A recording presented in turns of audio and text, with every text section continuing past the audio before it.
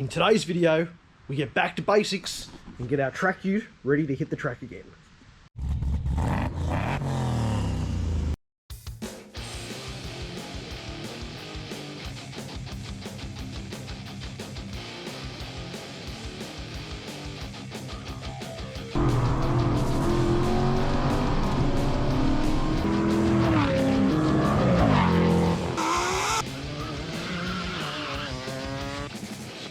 Guts.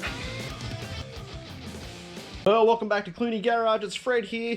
Well, it's been a while since we posted a video. We've got plenty of updates to give you guys and girls. We've got our little Type R that we've been howling around in these lockdown times. The Audi is back. Now, a bit of a story here. Mrs. Fred hit a pothole with all the rain we've been having here in Australia, and one of those wheels is worth $3,500, if you can believe that. So thank goodness for insurance, because it was not her fault, and I tell you what, wrecked one of the Continentals as well. But yeah, if you're looking for 20-inch Audi wheels, don't go wrecking them in potholes, because it's gonna cost you a lot of money. All right, let's talk about race cars. The VE SS, heaps of updates here. We're gonna give our wheels a bit of a birthday, get ready for our brake ducting. We've given the interior a birthday as well. Look at that floor pan. Oh my God, it's starting to look the duck's guts, as Frankie would say. We'll give you a bit of an update as to what we're doing with our brakes. Lots of interesting stuff here. We've just done a service. We'll take you through that as well. And the piece de resistance is that I've made up for my indiscretion with the sand gods, and we've got a fully painted front bar. Look at that. Frankie is going to have kittens. Alright, well, let's start with the wheels. These are the stock 19s that we've got on the VE, and we've just painted them up a bit here. And they're running on our Nitto tyres. So we're actually going to go get them powder coated and properly painted, but the reason we're doing that is have a go at this weather. It's just dreadful. That's what they look like after a couple of track days. So absolutely cactus, aren't they? Just baked in goodness and all the rest of it. So there's one we've just finished. He's looking a bit better. As I mentioned, we'll get them properly powder coated, but we need something to do in these lockdown times. And we also wanted to share with you some of the best modifications you can do to your car that, you know, aren't going to cost you a heap of money, but are going to get you awesome lap times. And it starts with these tyres. You know, we bought these semi-slick Nittos, and we thought we were, you know, doing pretty well. Huge performance improvement over stock tyres, you know, compared to these Federal Evolutions, you know, even though they do feature in Star Wars commercials. But this little NTO5, it's been a great little tyre. It's had some serious amount of heat in it, this thing here, and I'm going to share with you a clip soon of what it looks like when you don't have suspension, you're running around with at Wakefield Park. Our next upgrade was to Nankangs, going to more of a, you know, an 80 tread wear, and these were spectacular, they really are. And then the big daddy of them all is our Yokohamas that we've got on our VF race car, and we have tried them on the Ute as well, and they are a lot of fun. Switch on really quickly. But yeah, I just wanted to show you what the original wheels did look like and how we're starting to make these ones look a bit better. Well, wheels only go with suspension, and again, this is the second best modification you can do. These are spectacular. These are our BC Racing coilovers, and I've just had to do a bit of a modification here. These canisters come loose, so I've just got a fail-safe zip tie here because that canister was dropping around into the wheel arch there, and that would not be magic. You don't want that. So these DBA rotors, they've really held up well. That's after one track day. Got a lot of heat in them, and we've got our Hawk ceramic pads in there too. But you know, as you can see, we are running the standard VE SS brake calipers, and everyone's saying to us, "Oh, Fred, you guys are going to fly off the track." Well, that did happen, but that's because we had no ABS. It's not because of the fault of these brakes. These brakes are fantastic. You know, if you want to go and buy the big Harrop items and the HSV, go for it. We're pumping out 111s with these standard brakes, so that's not bad. Of course, we're running braided lines, and that's all good, but let's keep talking about the suspension. So because we're getting ready for our next track day, we wanted to do some adjustments. So we've got our camber set to -2 degrees on the front here. A little bit hard for you to see on that side, but you can see that wheel is definitely tucked in the wheel arch there. And our BC Racing coilovers are fully adjustable. So just on the top of the strut towers here, got your little notch in here, and Mr. Doobie goes in, and they are at full hard. When we went out to Wakefield last time and run our good lap time, we had them at the midpoint setting. They were factory settings. So there's 15 each way, hard to soft. So we're now on full hards. And I took it for a drive around the block and it was a different car. So I reckon there's time in that, just in the dampening settings. So let's show you the back. All right, the back of our Ute is a bit interesting. It's still our Kermit green, but Frankie and I have installed the coilovers, and then we made little manholes so we can actually get to the top of the shocks there. So just in there, obviously a little bit off centre there, there's Frankie's good measurements there, but that's a perfect spot there to adjust that little fella. And same thing, they were set to, the other one's on the other side there, they were set to the midpoint. So they are now on full hards as well. So that'll be really good to see next time we're at the track. Actually got some camber in the rear now as well. We've never had camber in the rear. 2 degrees negative in the front, and now we're on full hard. So, you know, I'll show you some footage, as I mentioned, of when you've got no suspension, and then we'll do a contrast to when we put the coilovers, and you can see the difference, what that makes when you've actually got a car that can actually grip up.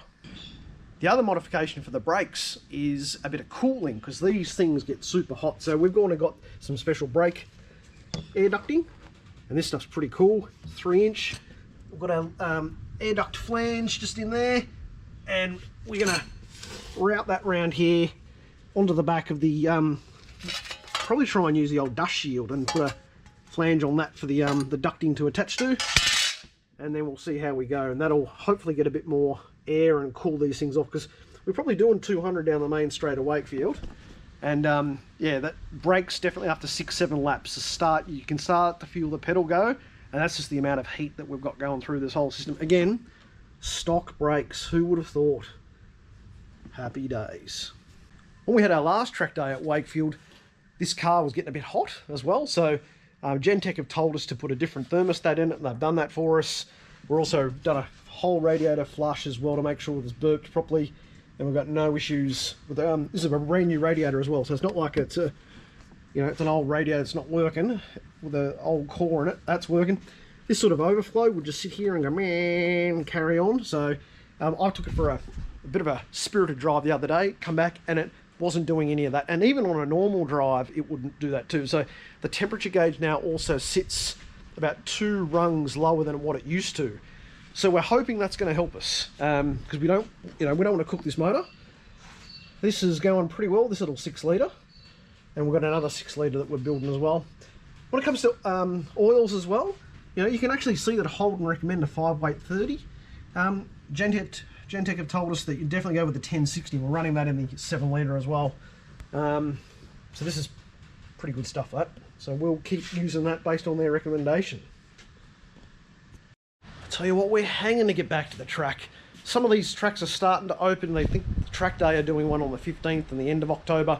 So we're just going to wait for everyone to go out there and get it out of their system, because apparently they're getting sold out in minutes, because everyone's busting to go out there and have a fang.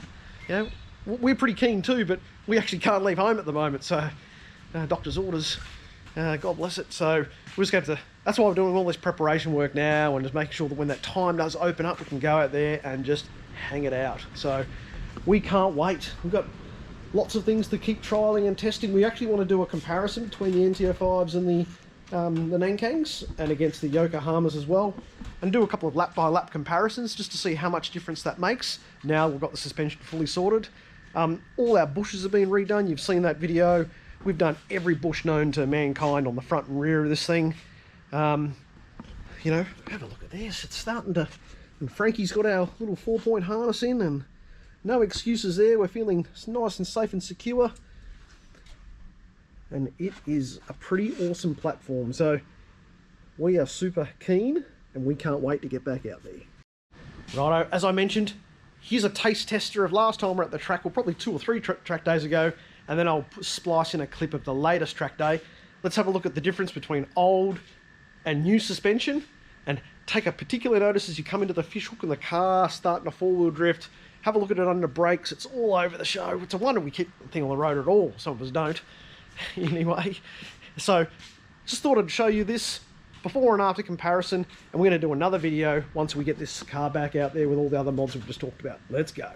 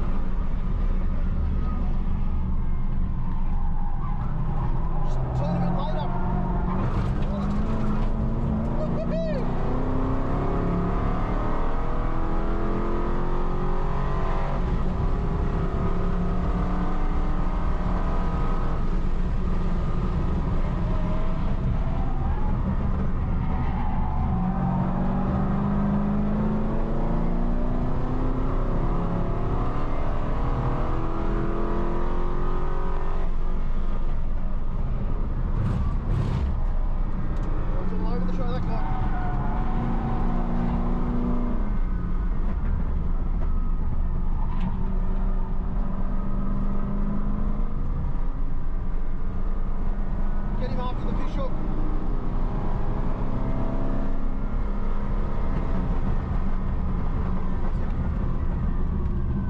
Get him out of here.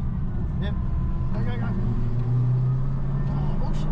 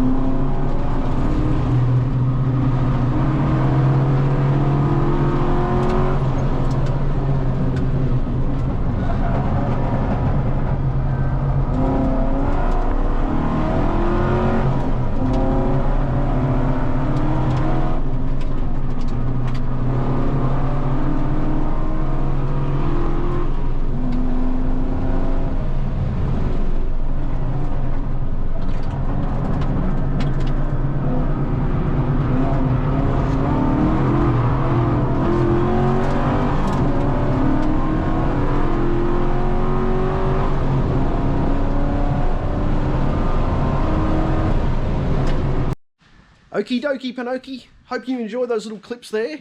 And we are going to get this thing out on the track soon too. Woohoo! I have been beavering away in here. No dry ice, mind you. Just a little chisel, some mineral terps, and a hammer. Just banging away, banging away. There's a lot more done than you can see. I just haven't swept it out. But we are getting there in the VP. It's a big job. Don't try and do that one by yourself in an afternoon. Alright, well, just our final little update that we want to share with you before we sign off on today. The VF race car has had some serious amount of work done to it. It starts now, the roll cage is in, the dash is back in. It looks mental. And I've got a couple of little secret little tips that I'm going to share with you. Some V8 supercar inspired cockpit modifications that young Fred has requested Gentech to perform. So we've got driver nets and we've got all sorts of other stuff coming too. So stay tuned on the channel. Probably a couple of weeks, I think, because we've got to get it dyno tuned. We've got to get the E85 in it. God knows what it's going to put out. It's going to be off its rocker, whatever it puts out. And hopefully young Fred's got the confidence to punt it around the track. Catch you later. See you next time.